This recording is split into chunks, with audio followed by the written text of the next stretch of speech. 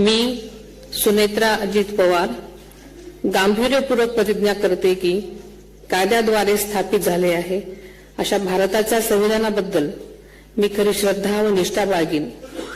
मी भारताची सार्वभौमता व एकात्मता उन्नत राखीन।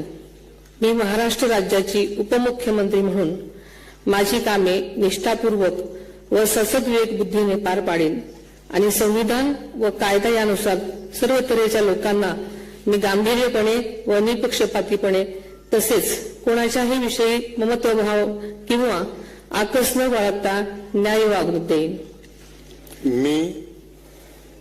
मी सुनेत्रा अजित पवार गांभीर्यपूर्वक प्रतिज्ञा करते की महाराष्ट्र राज्याची उपमुख्यमंत्री म्हणून माझ्या विचारार्थ आणली जाईल किंवा मला ज्ञात होईल अशी कोणतीही बाब अशी उपमुख्यमंत्री म्हणून माझी कामे यथायोग्य पार पाडण्यासाठी आवश्यक असेल ते खेरीज करून एरवी मी कोणत्याही व्यक्तीला किंवा व्यक्तींना प्रत्यक्षपणे वा अप्रत्यक्षपणे कळवणार नाही किंवा त्यांच्याकडे उघड करणार नाही।